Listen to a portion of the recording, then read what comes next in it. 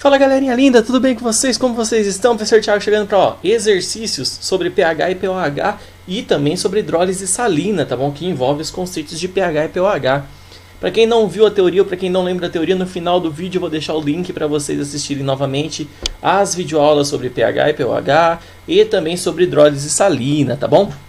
Então vamos lá, gente, vamos começar. São poucos exercícios, é bem rapidinho, por isso que eu falo, não lembra? Volta para ver os vídeos, porque essa aula é bem rapidinho. Vamos lá, ó. Exercício da FUVEST. Deseja distinguir de maneira simples as substâncias de cada um dos pares abaixo, utilizando os testes sugeridos do lado direito da tabela. Então nós temos três tipos de substâncias, três misturas, ou melhor, pares de substâncias estão separadas, né? E a gente tem que identificar entre nitrato de sódio e bicarbonato de sódio, cloreto de sódio e glicose, naftaleno e sacarose. Quais os testes melhor para serem feitos? As substâncias dos pares 1, 2 e 3 podem ser substituídas utilizando respectivamente os testes. Vamos lá. 1. Nós temos nitrato de bário e bicarbonato de sódio. Gente, nitrato de sódio e bicarbonato de sódio. Nitrato de sódio. Nitrato vem do ácido nítrico, que é um ácido forte. O sódio da família 1 é uma base forte. Então, nós temos dois compostos que vieram de um ácido e uma base forte. Professor, como que eu faço para identificar o tipo de teste? Basta ver que tipo que ele é, né? Nitrato de sódio e bicarbonato de sódio são sais, né? Os dois são sais. Então, como que eu diferencio os sais? A melhor maneira para diferenciar os sais é pelo pH dessas soluções. E isso se os sais tiverem pH diferentes. A gente já viu que o nitrato de sódio vem de um ácido forte e uma base forte, então tem um pH neutro. O bicarbonato de sódio vem do ácido carbônico, que é fraco, e do sódio, que é do hidróxido de sódio, que é uma base forte. Então, ele tem caráter básico. Então, o primeiro, que são dois sais, a gente consegue identificar qual é qual apenas medindo o pH das suas soluções. O que tiver pH neutro é o nitrato de sódio. O que tiver pH básico é o bicarbonato de sódio. Certo? Segundo parzinho, ó, cloreto de sódio e glicose. Cloreto de sódio, sal de cozinha. Glicose, açúcar. Os dois são solúveis em água. Não tem como medir pH, porque a glicose a gente não consegue ainda, não vimos nada sobre pH de moléculas orgânicas, tá bom? Condutividade elétrica das suas soluções aquosas, sim, né, gente? Cloreto de sódio, sal na água conduz corrente elétrica. Açúcar na água não conduz corrente elétrica, certo? Ou melhor, a glicose não é o açúcar comum, tá, gente? É um tipo de açúcar. O açúcar comum é a sacarose, que está no próximo, o naftaleno e sacarose. A sacarose e o naftaleno sobrou, mas a gente sobrou o processo de dissolução da água, mas dá pra gente entender, né? O naftaleno é um hidrocarboneto, o hidrocarboneto é apolar, nós já vimos isso. Se ele é apolar, ele não dissolve na água. Sacarose é o açúcar comum, ele dissolve na água, então dissolução na água. Então o 3 com X, isso nos dá a letra E, beleza? Vamos para o segundo exercício, Enem. Visando minimizar impactos ambientais, a legislação brasileira determina que resíduos químicos lançados diretamente do corpo receptor tenham pH entre 5 e 9. Um resíduo aquoso líquido gerado em um processo industrial tem concentração de íons hidroxila igual a 10 a menos 10. Para atender à legislação, um químico separou as seguintes substâncias disponibilizadas em um almoxarifado de uma empresa. CH3COOH, que é o ácido acético, então isso é um ácido. Na2SO4, um sal. CH3OH é o metanol, é um álcool. K2CO3, outro sal. E NH4Cl, que é o outro sal. Tá bom? Para que esse resíduo seja lançado diretamente no corpo receptor, qual das substâncias poderia ser empregada no ajuste do pH? Bom, para ajustar o pH, gente, ó, ele falou ali em cima os íons hidroxila, tudo bem? Os íons hidroxila, concentração dos íons hidroxila dá 10 a menos 10, tudo bem? Se dá 10 a menos 10, nós temos... Opa, professor, o que é hidroxila? Tá bom, gente? Hidroxila é o OH-, então é aí que está a sacada. Então, íons hidroxila são os íons OH-, então a concentração de OH- é 10 a menos 10. Consequentemente, o seu pOH é 10. Se o pOH é 10, o pH vai ser 4. Então, para eu poder jogar, eu tenho que colocar uma substância que aumenta o pH. Para aumentar o pH, tem que deixar ela mais básica. Então eu tenho que usar uma substância de caráter básico. Qual dessas tem caráter básico, gente? Essa. Ó. Professor, mas por que a letra D, professor? Gente, vamos entender. Primeiro é ácido acético, caráter ácido. Aqui nós temos Na2 e SO4. É um sal. Para ver o caráter do sal, nós vamos olhar o Na veio de qual base? NaOH, que é uma base forte. O SO4 veio do ácido fúrico, H2SO4, que é um ácido forte. Ácido e base forte dá pH neutro, então não vai ser utilizável. CH3OH é um álcool. O álcool não tem caráter ácido ou básico, tá bom? Vamos para o último. NH4Cl. Quem deu origem à base? NH4 vem da base NH3, amônia. Amônia é fraca. O Cl vem do ácido clorídrico, HCl, que é forte. Então, isso daqui tem caráter ácido. Agora, o K2CO3 veio da base KOH, que é a base da família 1, então é uma base forte. E do H2CO3, que é um ácido fraquinho. Tá bom? Por isso que a gente deixa o caráter básico, porque veio de uma base forte. Ok? Então, a pegadinha desse exercício, tá, gente? Para quem quiser anotar aí, grifar e anotar, está aqui, tá? Ó. Íons hidroxila.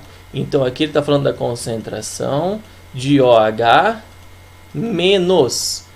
A concentração de OH menos é 10 a menos 10. Então, você vai calcular o pOH e depois o pH. Beleza? Próximo exercício, Unicamp. As propriedades do indicador ácido-base estão esquematizadas na equação e na figura a seguir. Então, nós temos aqui a equação, né? E nós temos a figura. Se a substância for ácida, ó, ou seja, se a substância for ácida, aumenta a concentração de H+, desloca o equilíbrio para a esquerda, fazendo ficar amarelo. Então, a substância ácida fica amarelo, certo? Se a substância for básica, ele consome o H+, deslocando o equilíbrio para a direita, ficando azul. Então, a substância básica fica azul. Se a substância é neutra, ela vai ficar verde. Vamos lá. Qual cor apresentará as substâncias quando adicionadas em soluções... O indicador quando adicionadas nas soluções aquosas de ácido acético? Ácido acético é um ácido. Se é ácido, fica amarelo. Amônia. Amônia é uma base. Se é base, fica azul. Acetato de sódio. Vem do ácido acético e do sódio. O sódio vem do hidróxido de sódio, base forte. Acetato vem do ácido acético, um ácido orgânico, então ácido fraco. Ácido fraco, base forte, o meio fica básico, se é básico a cor fica azul. Cloreto de hidrogênio é o HCl, né? Cloreto de hidrogênio HCl, ácido clorídrico, então ele fica ácido, é amarelo. Cloreto de sódio, sal de cozinha, vem do ácido clorídrico, não, ó, cloreto de sódio vem do cloreto de hidrogênio, então o cloreto vem de um ácido forte e o sódio vem do hidróxido de sódio, que é uma base forte. Então, ácido forte, base forte, o meio fica neutro, a cor verde. Belezinha, gente? Exercício 5, o ERG.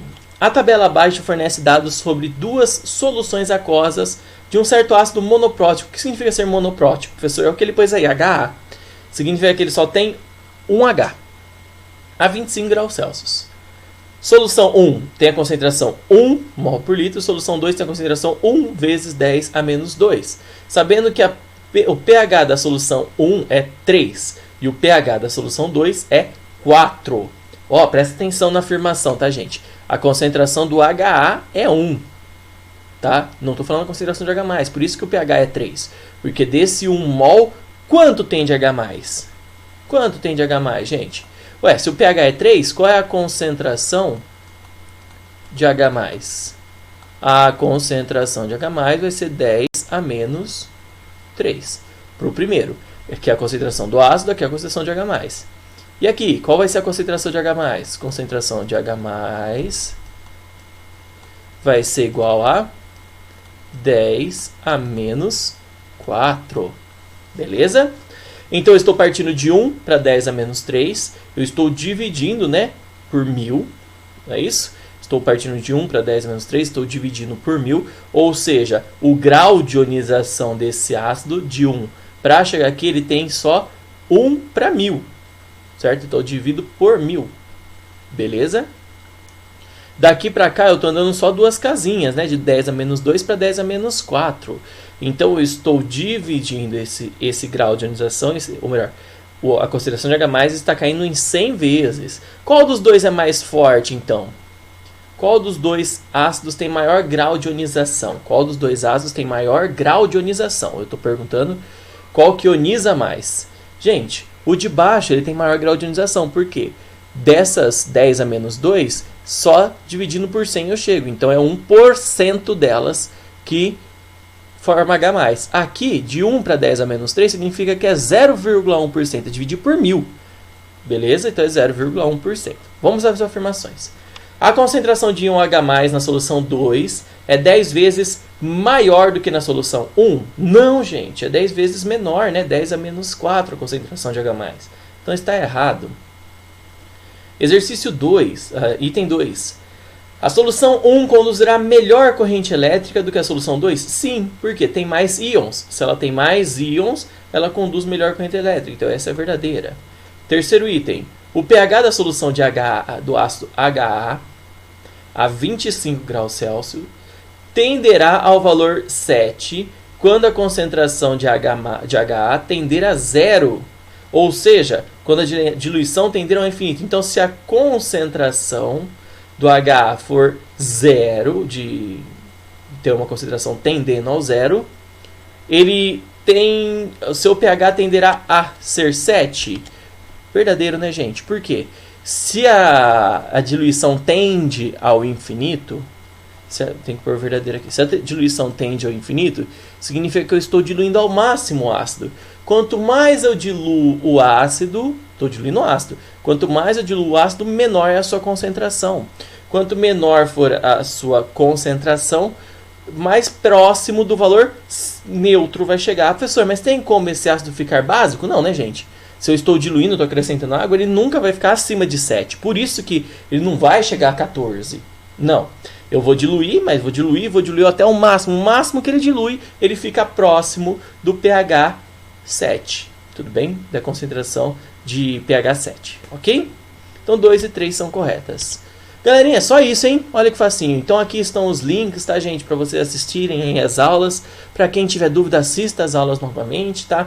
Nós temos exercícios também da aula do terceiro. Quem quiser pesquisa aí no meu canal. Tem exercício da aula do terceiro sobre pH e pOH, que já envolvem mais exercício de vestibular, tá bom? Então quem quiser pesquisar também pode achar alguns exercícios mais interessantes, um pouco diferentes desses. Bons estudos, meus queridos. Beijinho no coração de vocês. Até a próxima. Tchau, tchau.